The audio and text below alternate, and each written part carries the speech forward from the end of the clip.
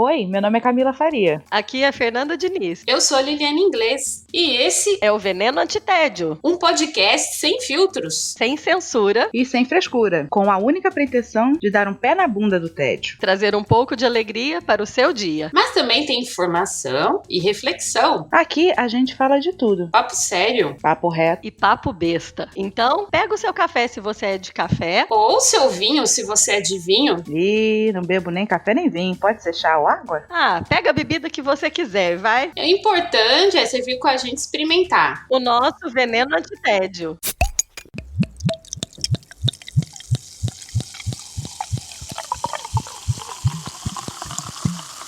Olá, sejam muito bem-vindos a mais um episódio do nosso Veneno Antitédio. Eu sou Fernanda Diniz, aqui comigo estão Camila Faria, Liliane Inglês. Oi meninas, tudo bem? Tudo bem. Olá, tudo bem? Aquele tradicional bom dia, boa tarde, boa noite, boa madrugada. Estamos aqui para mais um episódio. E como a gente gostou muito desse negócio de receber convidados, hoje é uma convidada especial, já mencionada anteriormente, vocês vão entender por quê. A gente convidou essa pessoa para esse tema, porque é um tema que se a gente fosse abordar sem convidado, eu ficaria em desvantagem. A gente vai bater um papo sobre vida de expatriado e para isso nós chamamos a nossa amiga Lívia Bergo, do blog Malas Pra Que Te Quero. Lívia, apresente-se. Quem é você? Onde vive? O que come? Auditório, olá. Vamos receber a Lívia com aplausos. Lívia! Muito obrigada. E aí, meninas? Tudo bem? Sempre foi meu sonho estar aqui no show da Xuxa. Então, não, na verdade, gente... Senta lá, Lívia. Senta, Lívia. Então, eu sou a Lívia, como já foi dito, mas muitos me conhecem como assistência de TI 24 horas. Hoje eu vivo no Reino Unido e eu como de 3 em 3 horas com lanches ocasionais nos intervalos. Adorei. Nossa, come mais que eu. É provável. Muito bem, Lívia. Muito obrigada, Lívia, por aceitar o nosso convite para bater esse papo com a gente. A gente tem essa mania de gravar de final de semana, o que nem sempre é muito favorável, especialmente para os nossos convidados. Então, a gente agradece muito a sua disponibilidade para estar aqui conosco nesse sábado. Eu não sei aí no Reino Unido, mas aqui na Alemanha é um sábado de sol. Gelado, mas de sol.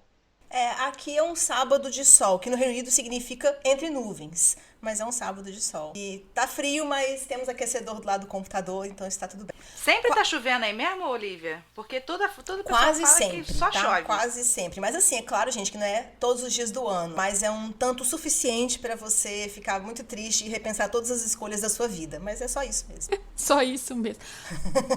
É só isso. Esse episódio eu recebi a ordem que eu vou ficar caladinha. Aham. Vamos ver quanto tempo vai durar. Abertura, engraçadinha. Então eu vou passar para o posto mais de convidada do que de host hoje. Vamos lá. Hoje a gente vai deixar a dona Fernanda de castigo, porque assim como a Lívia, ela não mora no Brasil.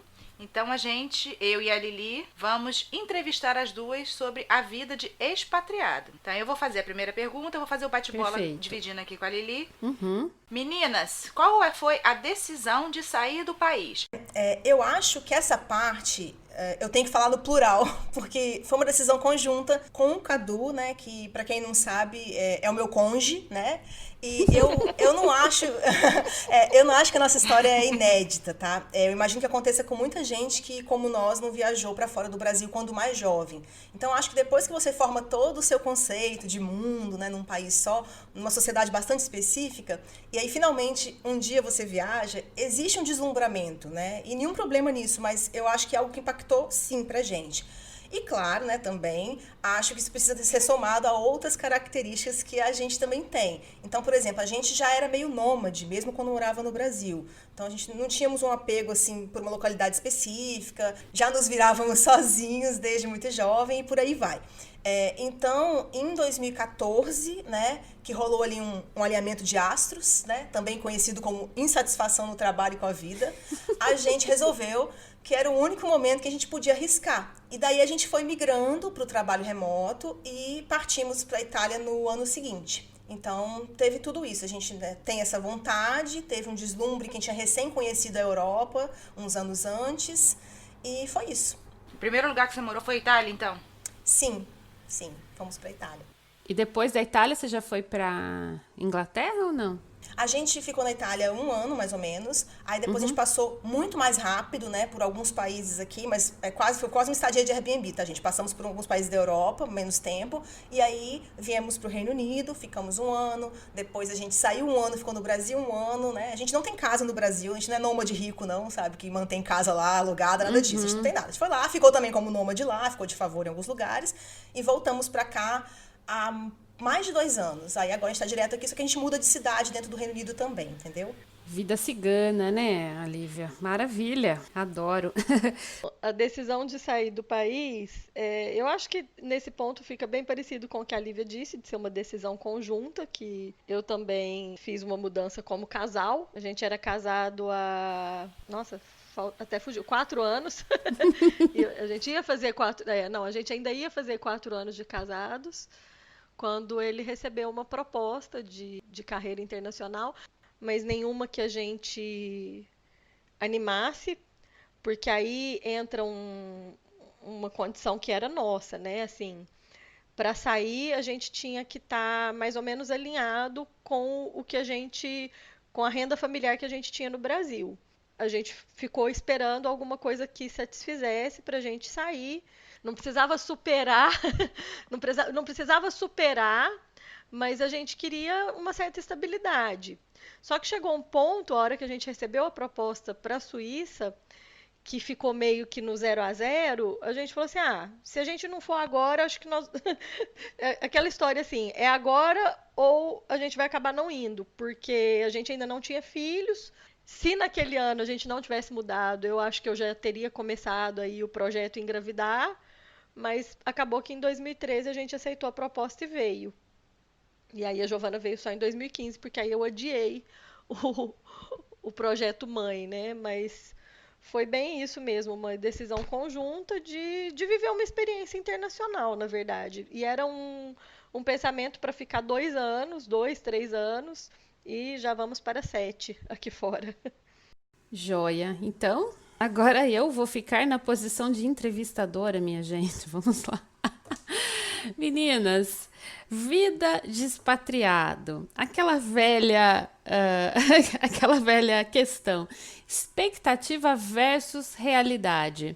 O que assim, surpreendeu vocês? O que decepcionou? O que vocês esperavam, né? Uma coisa que aconteceu outra. Como é que foi isso? Eu não sou uma pessoa de criar muitas expectativas, não. Mas eu tenho certeza que muitas coisas não eram como eu imaginava. E algumas eu acho que simplesmente pelo fato de que enquanto você não mora num lugar, você nem cogita certas coisas. Tipo, será que lá tem coleta seletiva? Né? Será que as pessoas dão lugar no ônibus para os mais velhos? Né? A gente não pensa nessas coisas quando você está visitando ou quando você está planejando de ir, está pensando só no cálculo financeiro, né? E talvez no clima e tal. Coisas que realmente nunca passaram na minha cabeça antes de morar nos locais de fato. Então, eu não tenho nenhuma grande decepção pessoal. Mas eu, com certeza, preciso, assim, com frequência, contar coisas para as pessoas que elas nem imaginam ou que elas supõem ser super evoluído por estar no primeiro mundo aqui, né? Então, eu diria assim que combater a síndrome de vira-lata do brasileiro é algo frequente na minha vida. E é mais isso. Eu acredito que para Fernanda, ela deve passar por isso também, né? As pessoas perguntam e supõem coisas que são muito diferentes. Mas é porque realmente eu não tenho, assim, não tenho uma grande coisa. Eu sei que teve coisas diferentes, sim, mas não teve nada chocante para mim. Por eu não criar muita expectativa. Eu conheço muita gente que, pelo que me pergunta, viria e ficaria muito chocado e até desistiria. Eu conheço pessoas que desistiram. Então eu sei que isso acontece, entendeu? Eu não sei se eu tenho um momento, expectativa e realidade, assim, mas o que eu acho que as pessoas, bem o que a Lívia falou, de que a gente... São coisas que às vezes é legal clarear, né? Tem gente que acha que viver fora do Brasil, de um modo geral, é só glamour. né? Que você mora na Europa, então você tá assim viajando 100% do seu tempo, que você vive no luxo, poder e glória, né?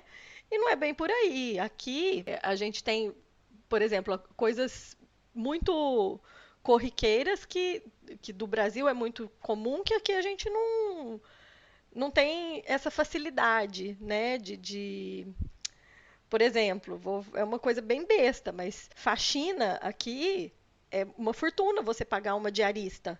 Se você for pagar, você paga por hora e é muito mais caro do que quando você. Não, sim, é porque, quer queira que não, a classe média brasileira, a gente tá acostumada a ter alguém pra ajudar com a casa. A gente está acostumado. Exato. Agora, aqui você faz tudo. Desde cuidar do jardim, enfim, são coisas que no Brasil você terceiriza com muita facilidade. Mas assim, por exemplo, na Suíça, quando a Giovana fez 10 meses, eu me dei ao luxo de ter uma passadeira. Na Suíça é tudo muito mais caro, né? Eu pagava 25 francos a hora da passadeira. Isso 3, 4 anos atrás, né? Quando eu ainda morava lá. Não sei se mudou, mas eu pagava 25 francos a hora. Ela ficava mais ou menos, ela ia a cada 15 dias pra ficar mais ou menos 2, 3 horas em casa. Porque aí ela passava toda a roupa também, assim. Porque na época o Júlio trabalhava, porque agora ele trabalha de casa, né? De pijama, né? Esse ano pandêmico. Mas lá na Suíça, como era sempre presencial, era muita camisa pra passar. Eu sempre passei, mas a partir do momento que a Giovana ficou maiorzinha, que ela vinha até onde eu tava, engatinhando pra tábua de passar roupa, começou a ficar até perigoso eu fazer isso. Então, aí eu tinha uma pessoa que me ajuda, e era até uma ajuda também, porque com criança a gente se desdobra o tempo todo, né? Então, por isso que eu brinco que eu me dei ao luxo de ter uma passadeira. Ela ia de 15 em 15 dias. Aqui na Alemanha, quando a gente veio para cá, aí tem uma diferença dentro da própria Europa, né? Porque aqui na Alemanha, isso é um custo de lavanderia, por exemplo, que você leva para lavar e passar, é muito mais barato do que na Suíça. Então, aqui na Alemanha, eu passei a usar lavanderia para as camisas, que era o que necessitava passar, né, pro trabalho dele. O resto, a gente foi se virando em casa mesmo como deu. Mas Vocês usam aí fora muito mais lavanderia, né? Porque as casas geralmente não tem. Você tem a lavanderia, né, Lívia, também? Você tem lavanderia dentro de casa? Como é que funciona aí? Você leva pra lá pra eu lavar? tenho em casa. Eu sempre tive em casa mesmo. Eu também sempre tive. Tanto É que eu acho que a Fernanda tá falando de uma coisa que é mais delicada e difícil. Camisaria, né? Difícil realmente de lavar, né? Que eu não tenho. Aqui todo mundo é no pijama há muitos anos. Então a gente não tem esse não, problema. Justamente. Na Suíça, ele trabalhava de terno. Então ainda tinha os difícil. ternos também. Então você tem que levar. Aí eu falava, poxa, ficar lavando, passando, é mais difícil, então melhor um profissional, né? E aqui a mesma coisa, a parte de camisa, mas era bem mais barato, assim, você levar, por exemplo, vou ilustrar, né? Uma camisa na Suíça, em lavanderia, que você leva para lavar, passar, é 5 francos por camisa. O franco é meio pau a pau com o euro, né? Aqui na Alemanha, eu acho lavanderia que eu pago 1,50 por camisa. Teve uma época que a gente achou uma que era 1,10. Então é mais vantagem você levar na lavanderia. É muito realmente mais do que- vantagem. É muito mais vantagem levar na realmente. lavanderia nesse ponto. Dito isso, essa questão de terceirização de alguns serviços, que no Brasil é muito mais fácil, né? Aí eu lembrei de um fato que meio que me chocou de expectativa e realidade. A gente veio para a Suíça sem mudança. A gente trouxe cada um suas 2 malas de 32 quilos. A gente montou nossa casa aqui. E aí fomos no famoso, conhecido IKEA. A IKEA, cada um fala de um jeito. Mas a gente foi lá pro IKEA e ele já conhecia o IKEA pela época que ele morou na Suécia. Ele ajudou alguns amigos a montar móveis e tal. A IKEA é uma grande Tok-Stock, na verdade, né? A Tok-Stock é uma grande cópia da IKEA, né? Eu acho que sim. Mas assim, o meu grande choque, aí a gente você entra ali no IKEA na parte do showroom, aí escolhe, não, essa cama aqui é legal, então a gente pega essa cama, a gente pega essa mesa, esse sofá, você vai escolhendo, né? Você passa no showroom e escolhe. A hora que você chega no final da loja, aí ele só me mostrou, tinha um vidro grande assim, aí ele me mostrou lá embaixo, aquele monte de prateleira com caixas e caixas, aí ele falou, tá vendo aquilo ali? Agora a gente vai lá com esse papel e procura a estante, o o número do corredor e o número da prateleira para pegar as caixas a gente mesmo. Eu falei, oi? Ah, então é igual a Etna. A Etna aqui já tá funcionando. A Etna Etna é uma já tá cópia, né? fazendo assim? A Tokstok também, Camila, já. Não, mas a Tok Stock o cara pega pra tu, não é você que vai lá pegar. A Tok Stock você dá um negócio, o cara vai lá e te traz. Ele fica no estoque. É. A Etna aqui é você que pega e leva pro caixa, entendeu? Então, e o IKEA é nesse esquema. Você pega, até se você, por exemplo, a gente pagou para entregar, porque a gente teria que alugar um caminhão, uma caminhonetinha, alguma coisa assim. Então, as coisas pequenas, na época a gente não tinha carro, a gente alugou carro para levar as miudezas, utensílios de cozinha, essas coisas que a gente comprou. Os móveis, a gente pagou a taxa de entrega. Até aquele que você paga a taxa de entrega, você leva lá no setor de entrega as caixas que você comprou. Eles totalmente tiram, o nosso termo foi assim, eles tiram o deles da reta para qualquer coisa que vier errado. Se chegar alguma coisa errada na sua casa, foi você que pegou a caixa errada, não foi eles. E aí foi meio assim, a hora que ele falou, eu falei, oi. Aí tem até uma foto minha sentada no carrinho com as caixas que a gente comprou, porque eu tava meio em choque, assim, da gente ter que pegar tudo. E aí depois teve todo o processo de montagem, porque também para pagar alguém para montar todos esses móveis, eles, de novo, né, esse tipo de serviço é tudo cobrado por hora. A gente encarou e montou tudo, só nós dois. Aí leia-se 95% o marido, eu montei uma mesa e um criado. E foi isso, né? Então esse foi um momento meio expectativa, realidade, que deu um susto, assim. Não esperava de ser tanto self-service desse jeito. Exato, de ser tanto self-service. Eu acho que a gente tem que considerar também, complementando o que a Fernanda tá falando, e também para quem tá ouvindo que com certeza não tá conseguindo talvez se colocar no lugar da gente aqui, é que não é só a questão de ter coisas diferentes, é também que a gente chega à Europa como expatriado, como imigrante, seja o que for, de uma condição muito diferente do que a gente vivia no Brasil, com certeza. Então você chega com menos dinheiro, provavelmente, menos poder de compra, vamos dizer assim, Sim. com mais coisas a gastar de imediato, com uma mudança grande, né? E também Sim. sem qualquer ajuda. Então, o que a Fernanda falou sobre eu preciso de uma passadeira. No Brasil, às vezes, você tem sua mãe para cuidar da criança, você pode passar a roupa. Então, aqui, você realmente, às vezes, precisa de umas coisas que você, às vezes, no Brasil nem usava ou não pensaria em usar, passa a precisar. Então, ali é uma coisa que substitui uma creche, né? Uma babá, uma pessoa ajudando, né? A gente tem que, às vezes, no Brasil também teria que ter. E essa coisa também da questão dos móveis e tudo mais, então você tá chegando e tá precisando fazer isso sem outra ajuda, né? Então no Brasil já estava embutido, eu lembro da Tok Stock, e era embutido no preço, ou podia ser embutido por um preço muito baixinho a montagem, né? Aqui é muito mais normal não ter, e a gente tá sem grana, a gente tá chegando sem grana, a gente quer economizar ao máximo, né? E os R$10 que você economiza da montagem, compra tudo junto e compra outra coisa. R$10 daquilo, você compra outro estante. E a questão não é só 10, sabe assim, a diferença é muito grande, é justamente você praticamente... É pra não fazer. Parece que eles põem um preço, assim, eu lembro que na época a gente chegou a olhar, ficaria tipo assim, uns 500 francos só a montagem, então era bem puxado, né? Certo. Quais são as principais diferenças culturais que vocês veem em relação ao Brasil e ao lugar que você vive? A gente já tá praticamente falando disso, né? Sim, essa parte foi mencionada. Eu posso comentar que, assim, que uma coisa que nunca é o que as pessoas imaginam. A gente comentou muitas que realmente existem. E as pessoas imaginam coisas muito diferentes. Então, sempre me acham ou me perguntam como que eu faço para não sentir falta do calor humano no Brasil, né? Já que para todo mundo os ingleses são muito frios. E assim, não, os ingleses não são frios. Eles talvez sejam mais educados no geral do que o brasileiro. Mas eu prefiro gente educada, sabe? Do que gente folgada. Então, vocês me desculpem aí, eu vou acabar preferindo o britânico, então. Então, a gente tem um bom contato com eles, a gente não sente nada demais nessa parte, né? Então, é uma coisa que sempre me perguntam. Agora, tem umas diferençazinhas assim, eu posso contar uma outra curiosidade aqui do Reino Unido, que eles não almoçam, né? Comida ao meio-dia, né? Não! Exato. Eu fiquei horrorizada com isso, morrendo de fome no curso, aí veio uma porcaria de um pãozinho duro. Eu roxa de fome, aquele pão duro com chá. Gente, que horror. Eles comem sempre um sanduíche ou algo parecido, né? E aí, se a gente tá no trabalho e leva uma marmitinha, a gente é meio diferente. Ninguém fala nada, mas assim, a gente vai sentir diariamente essa diferença, né? Então tem isso, de se adaptar ou ser o diferente, né? Também, eles tomam muito chá. A Camila até falou que veio um chazinho, é isso mesmo. Tomam muito chá, mas muito mais que as pessoas do Brasil imaginam, né? Não é que eles tomam um chá às 5 da tarde, que é o imaginário popular, né? Eles tomam o dia inteiro. É tipo um esquema de free free refill, sabe? Aquele refill que tem nas fast food aí. Eles passam o dia inteiro com uma caneca de chá do lado, né? Do lado deles. E aí é tipo gaúcho com chimarrão. É bem por aí. Eu acho até que eles fazem mais refil do que o gaúcho, mas é verdade, é com aquela cuia do lado ali. Então, acho que ali no escritório ficam sempre essa caneca de chá, o que a gente às vezes faz com um copo de água, uma garrafinha de água, eles têm uma caneca de chá e repõem a cada 2 ou 3 horas. E quando eles vão fazer essa reposição também, eles oferecem para todas as pessoas que estão à sua volta. Seja isso em casa ou no trabalho. Então, é normal de 2 em 2 horas alguém passar por você e perguntar lá, né? Tea?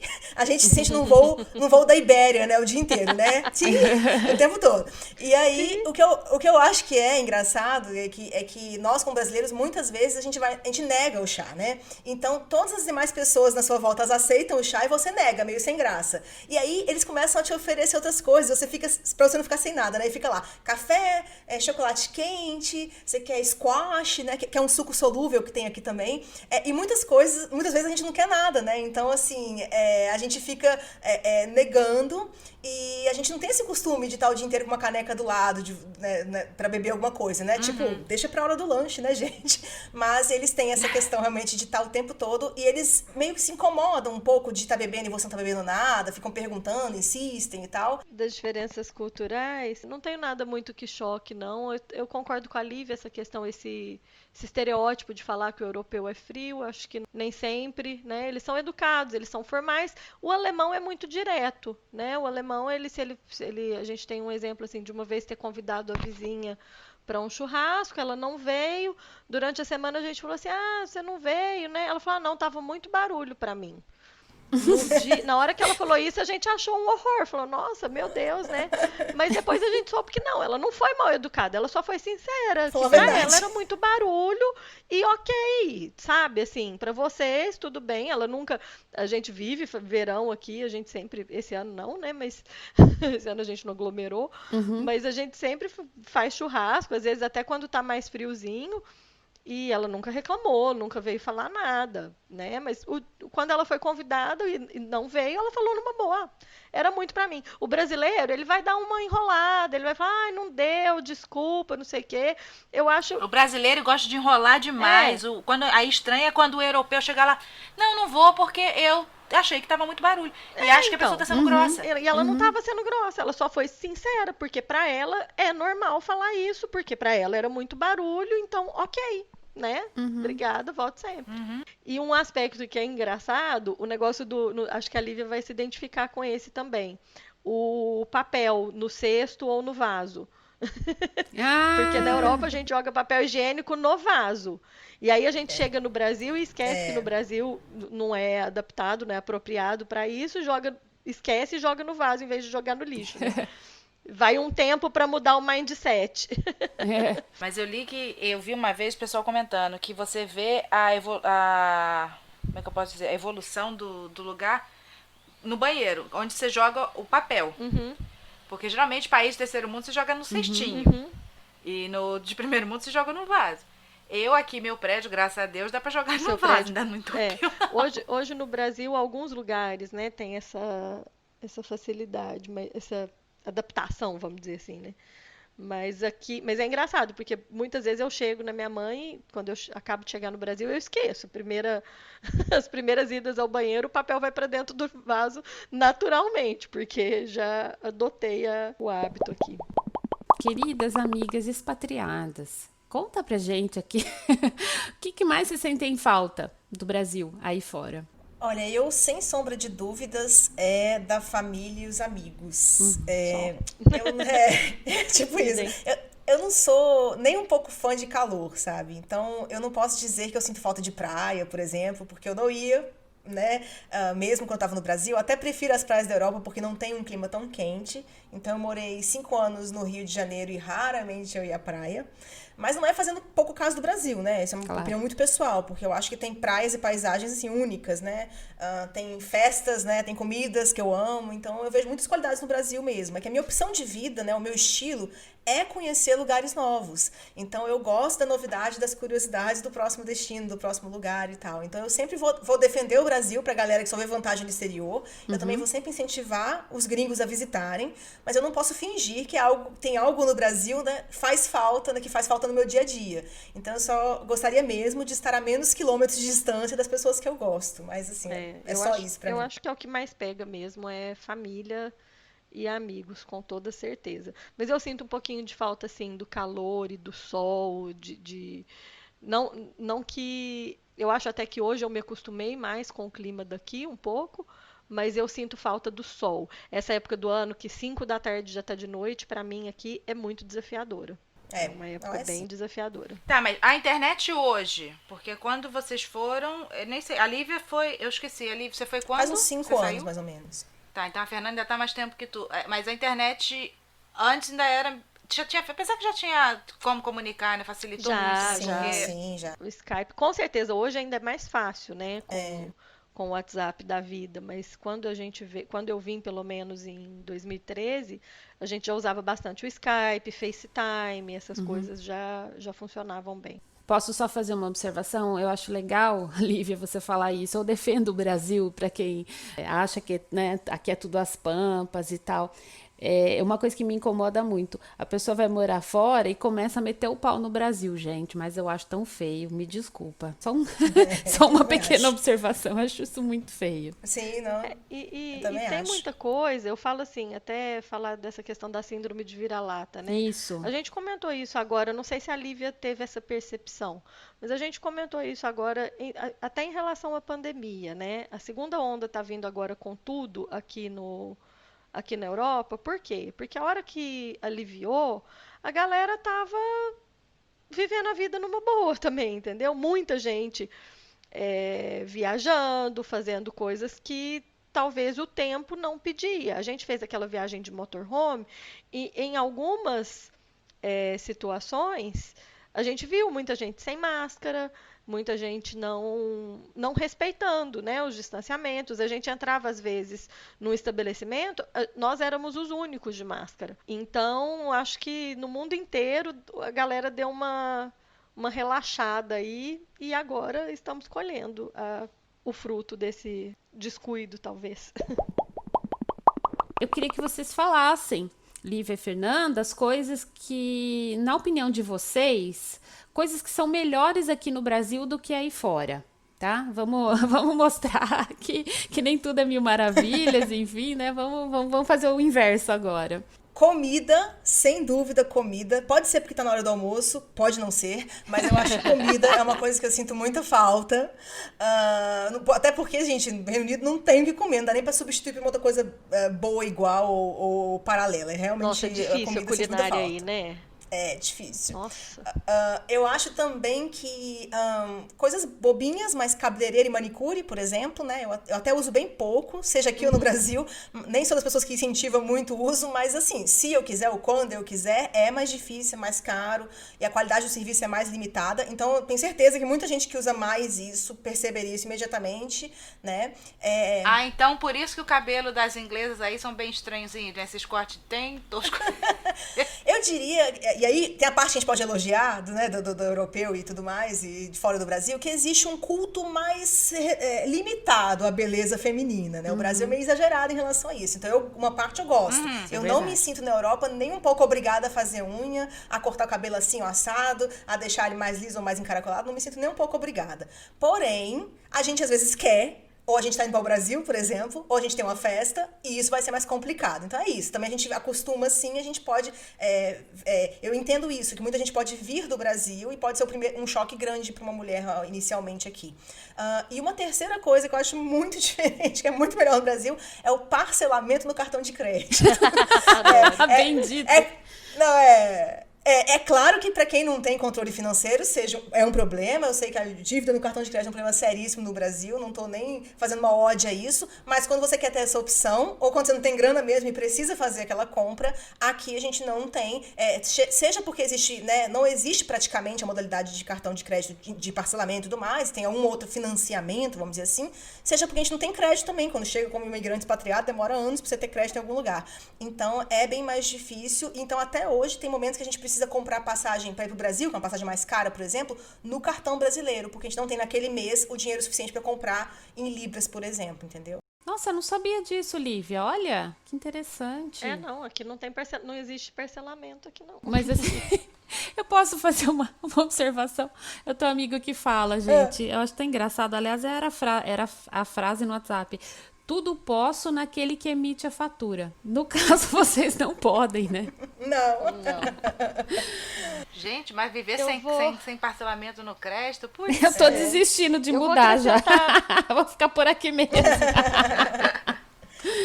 O que você sente falta aí, Fernanda? Eu vou acrescentar uma coisinha nessa lista da Lívia, concordo principalmente com a parte aí de cabeleireiro e manicure, mas manicure Cabeleleila, é uma Leila. maravilhosa.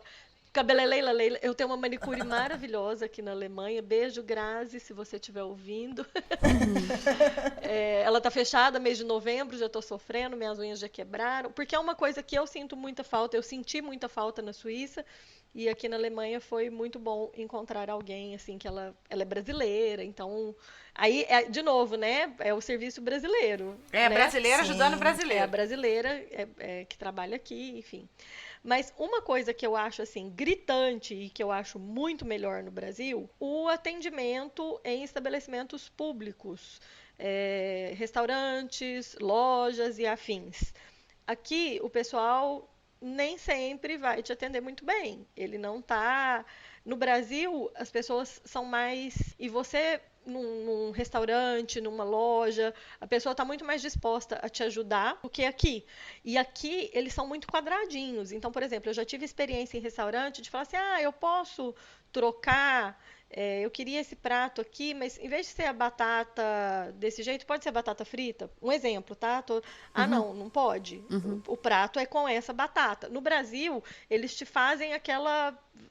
eles mudam o que quiser, né? Pro seu prato. Mas, assim, essa parte de serviços, em loja, por exemplo, nossa, eu já passei muita raiva aqui. Tipo, o lugar que a pessoa teria que te ajudar e ela te atrapalha.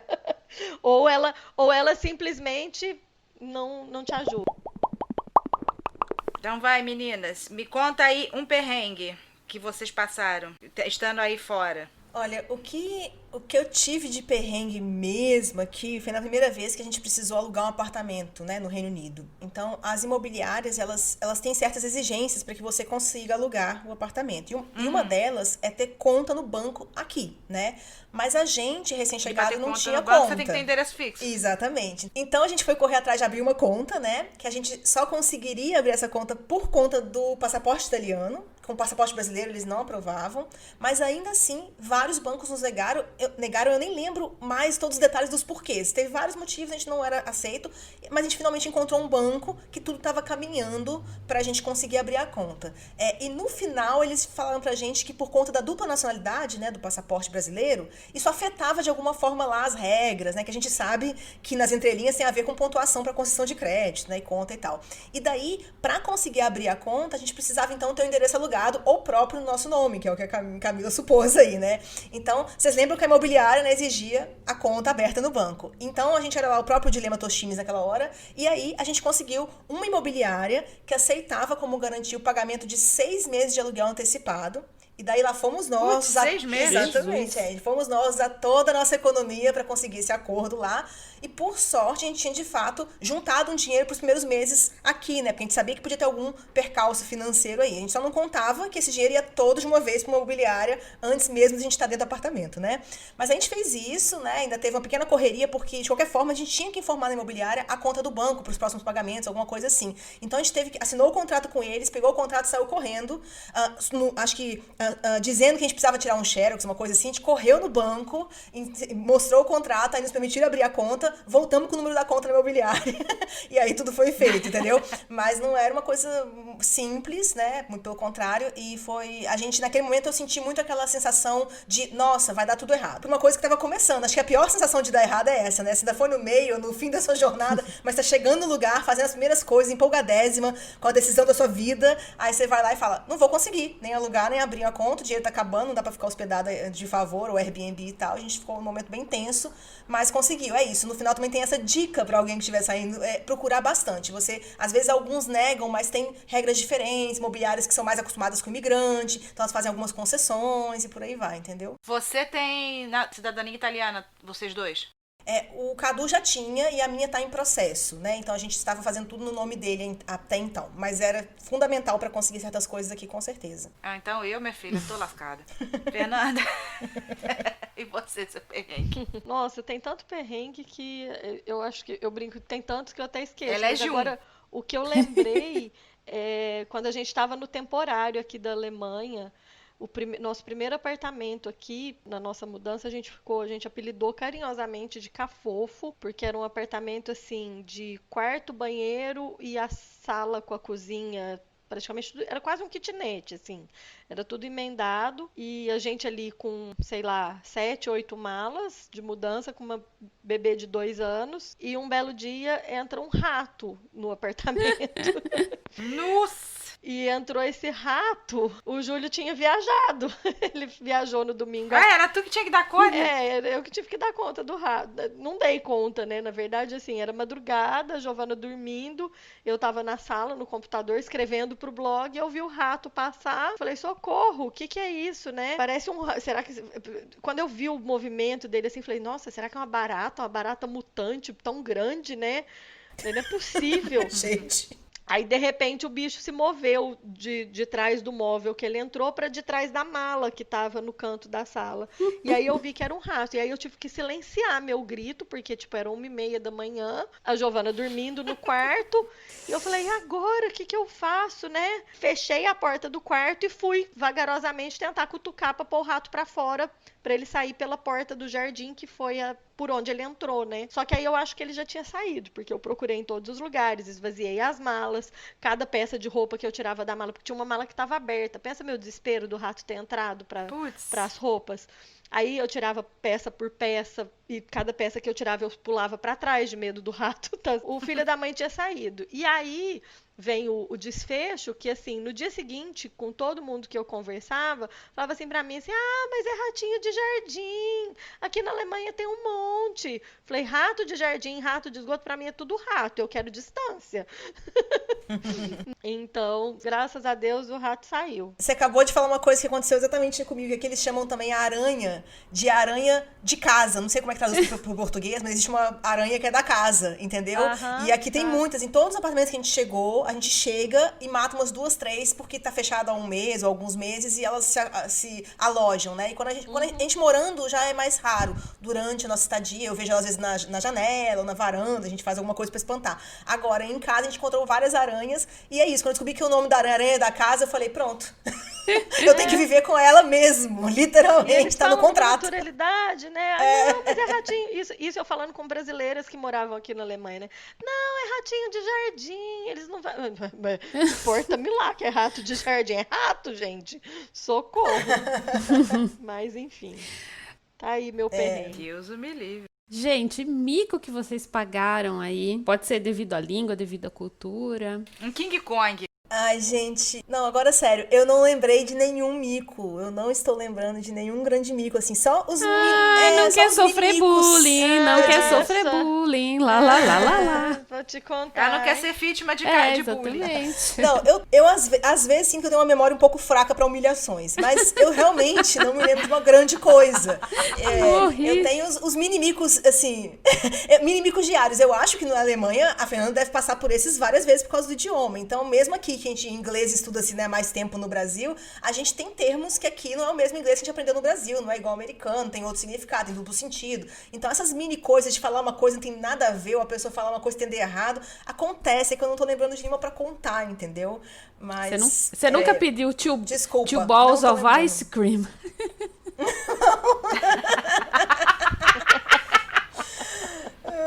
Não, então tá bom. Essa daí é top. É que tem gente que acha que é. Nenhuma Lívia pra contar, mas tudo bem. A Fê vai contar. Eu acho que Gente, eu forcei a minha cabeça aqui. Eu vou contar. A Fê contando, você vai lembrar, Lívia. E é isso que eu ia falar. Às vezes eu falando, a Lívia se lembra, Isso. né? Porque assim, eu tenho micos homéricos por questão de língua e não precisa vir para a Alemanha Porque quando eu cheguei na Suíça, eu também não falava francês. Então eu cheguei a pagar uns micos bem legais, assim, de língua, porque eu não falava. Mas, assim, antes de eu falar da Suíça, acabei de achar, eu estava fuçando aqui nas minhas notas do celular, só para ficar registrado. Quando a gente chegou aqui na Alemanha, as coisas erradas que a gente comprou por não conhecer a língua. Então, a gente comprou chips de batata doce achando que era chips de batata normal. Na foto parecia batata, e depois que a gente descobriu que era a Süßkartoffel, que é a batata doce. Comprei um pacote. Você que é isso aí que você falou que eu sou, tá? Comprei um pacote de lencinho, que eu achava que era lencinho umedecido para Giovana, e era lencinho de óleo de bebê. Eu nunca tinha visto isso, o óleo de bebê no lencinho, entendeu? E comprei achando que era lencinho umedecido. Tava ali junto com os lencinhos umedecidos. A gente comprou cerveja sem álcool, sem ver que ela era álcool free. E esse último item que tem na minha lista é um muito legal, porque a gente comprou errado, mas a gente passou a consumir porque a gente super ficou fã da tal da geleia. A gente comprou uma geleia de figo, que ficava ali perto dos queijos, tal, recomendação para comer com queijo. Mas a gente não viu que ela era com mostarda. Então, na primeira mordida... Figo com mostarda? Figo com delícia. mostarda. E, gente, vou contar pra vocês. A geleia é maravilhosa. Olha! Tá? Ela arde no começo, mas assim, pra você comer com queijo, é uma delícia. Só que assim, a primeira mordida foi aquele choque, porque a gente não esperava aquele gosto de mostarda. Aí a gente foi olhar o rótulo e viu o Senf Sauce, jogou no Google Tradutor, porque nenhum de nós dois sabíamos bulhufa de alemão, eu continuo não sabendo, né? A gente olhou, o Senf Sauce era o molho, tipo o molho de mostarda junto com a geleia de figo. Mas é uma delícia, a gente compra, ela faz parte da nossa lista de supermercado mensal, porque todo queijinho que a gente vai servir aqui, a gente compra essa geleia. Nossa, agora eu fiquei com rapidamente, lombriga. o meu é uma delícia. Fiquei com lombriga. Eu vou ver, se tiver um espacinho na mala, eu mando no correio pra vocês.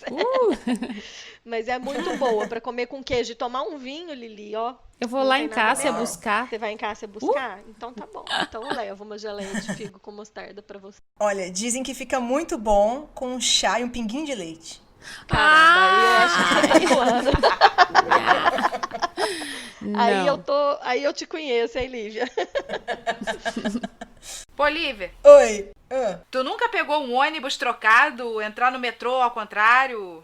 Não, isso não. Mas eu lembrei de umas coisas que eu posso contar. 2 coisas. Vocês editam depois qual que ficou legal, tá bom? Lembrei. 2 coisinhas. Eu juro que são curtas. Uma vai pro extra, tem problema não. Beleza. Então, um mico nosso é que a gente, quando morava na Itália, a gente tava muito empolgado. Primeiro lugar que a gente foi morar fora, né? Era um momento que a gente trabalhava meio período, acho que ambos, era um pouco mais tranquilo de trampo e tal. A gente tava realmente conhecendo o país. Então, a gente pegava a bicicleta, andava pra tudo quanto é lado, queria ver tudo que era diferente. E uma tradição na Europa, mas especialmente na Itália, é essa coisa de ter feirinha livre, feirinha de Natal, feirinha de não sei o quê, do santo. Então era muito comum, do nada você passava num lugar e tinha uma feirinha ou um pequeno festival de food trucks. A gente pegou muitos lá.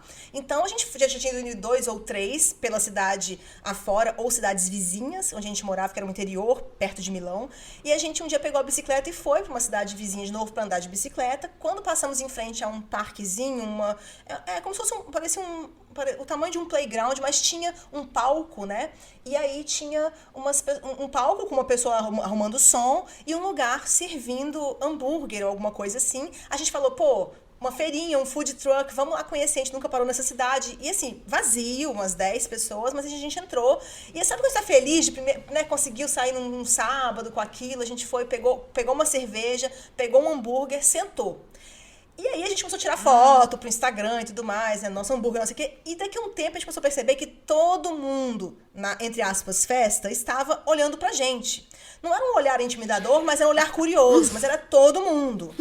E assim, a gente tava normal, isso nunca aconteceu antes, então não acho que a gente era tão estranho assim na Itália pra todo mundo perceber. Então tava todo mundo olhando, a gente foi ficando estranhando, e a gente pegou uma conversa aqui, uma conversa ali, que começou a nos fazer suspeitar que aquele era, na verdade, um churrasco de amigos, entendeu? De pessoas que se conheciam e não necessariamente uma festinha da cidade. E aí a gente fez o quê? Acabou a cerveja, foi andando passinhos pequenos pra esquerda, fingindo que foi tirar uma foto do escorregador, uma foto da árvore lá fora e picamos nossa mula. Porque a gente fala até hoje, a gente tava no churrasco da firma, entendeu? Que não era a nossa firma. Ai, que horror. Ai, adoro. Então, Vocês entraram de bicão. Olivia, na festa, vocês né, não Lívia? tentaram- Essa é a realidade. é o que eu acho. Olivia, vocês é o que eu acho até hoje. não tentaram nem assim pagar? Tipo assim, fingir que ia pagar alguma Não. coisa do tipo? Não, sério, a gente pagou a comida.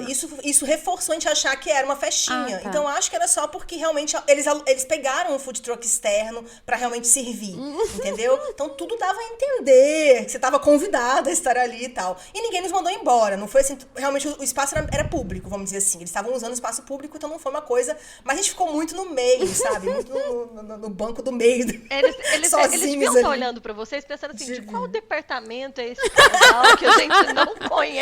Não, chegou ali e falou assim, chegou a nova será que CEO, eles trabalham? chegou a nova CEO da empresa, com certeza. Muito bom esse. Lívia, a gente queria agradecer você por aceitar o convite de vir bater esse papinho com a gente. A gente já sabe que vai render o extra, né? Porque ficou enorme de novo. Surpresa.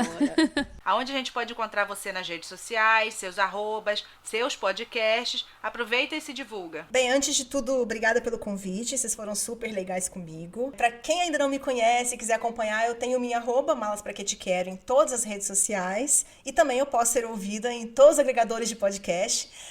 No podcast A Vida Secreta dos Blogs, que eu faço com o... Peraí, gente. Peraí que deu um branco. Não.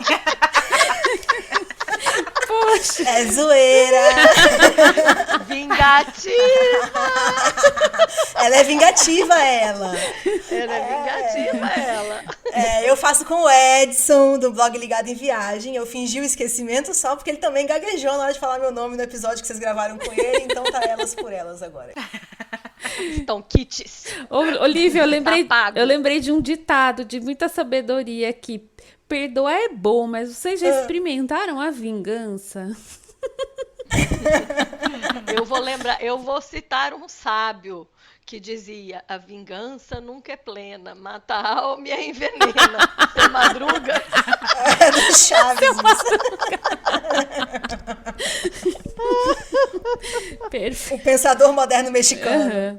Grande pensador, seu Madruga. Saudoso, seu Madruga. Obrigada, meninas. Obrigada a você, ouvinte, que pode nos encontrar em todas as redes sociais, no @Veneno Antitédio e no nosso site www.venenoantitedio.com. A gente pede para você nos seguir, deixar comentários e sugestões de temas para a gente abordar aqui e o mais importante, não deixe de assinar o nosso feed para ser notificado dos nossos novos episódios. Muito obrigado, Lili, Fernanda e Lívia, por estar aqui comigo. Um beijo e até a próxima. Obrigada, Beijo. meninas. Até, Beijo, não gente. liga. Beijo enorme pra todos. Brigadão, Lívia. Muito obrigada, viu? Obrigada a vocês. Obrigada, Lívia. Beijão. Beijo. Vou almoçar. Tchau. Beijo, Beijo, não me Lívia. liga. Eu que ia falar hoje.